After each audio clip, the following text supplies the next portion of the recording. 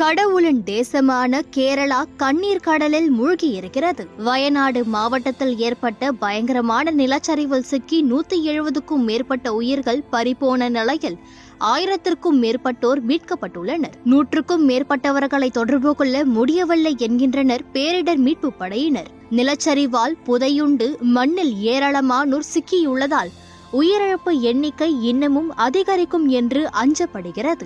இயற்கையின் இந்த கோர தாண்டவத்திற்கு சூழியல் அளவில் மனிதர்களின் தவறு முக்கிய பங்கு வகித்துள்ளதாக பேசப்படுகிறது. மறுபக்கமோ இந்த இடங்களில் நிலச்சரிவு ஏற்பட வாய்ப்புகள் இருப்பதாக எச்சரிக்கப்பட்டும் கவனமில்லாமல் இருந்ததாகவும் விமர்சனத்துக்கு உள்ளாகியுள்ளது கேரள அரசு.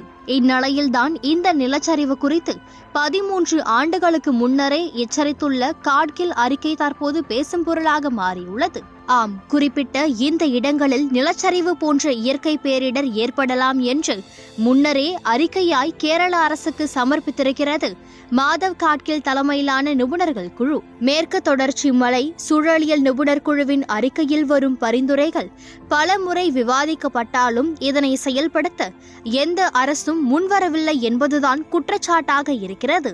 சுற்றுச்சூழல் ரீதியாக மிகவும் சென்சிட்டிவாக இருக்கும் பகுதிகளில் குவாரி மற்றும் கட்டுமானம் போன்ற கண்மூடித்தனமான செயல்களால் சூழியல் ரீதியாக பிரச்சனை எழும் என்று அறிக்கையில் அன்றே எச்சரித்துள்ளார் மாதவ் காட்கில். சுற்றுச்சூழல் ரீதியாக மிகவும் மென்மையான பகுதிகளாக 18 இடங்களை தனது அறிக்கையில் 2011ஆம் ஆண்டிலேயே குறிப்பிட்டுள்ளார் மாதவ் காட்கில்.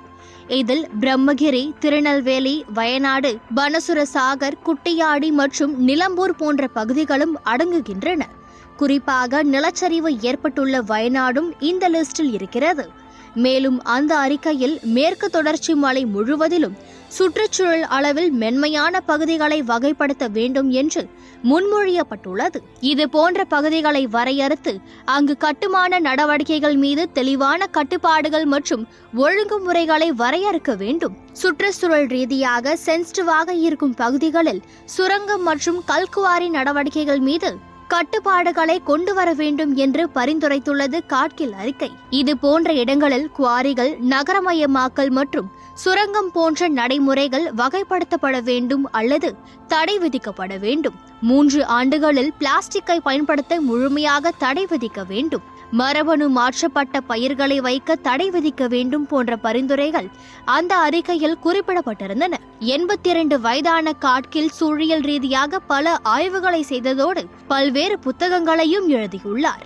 பிரதமரின் நேரடி பார்வையில் அறிவியல் ஆலோசனை குழுவில் உறுப்பினராகவும் இருந்துள்ளார். குறிப்பாக 2010இல் மேற்கு தொடர்ச்சி மலை சூழலியல் நிபுணர் குழுவிற்கு தலைமை ஏற்று ஆய்வு அறிக்கையையும் சமர்ப்பித்துள்ளார். இவரது அறிக்கையை மதித்து முன்னெச்சரிக்கை நடவடிக்கைகளை செய்திருந்தால் இவ்வளவு பெரிய பேரிடர் ஏற்பட்டிருக்காது என்று தற்போது பேச்சு எழுந்துள்ளது.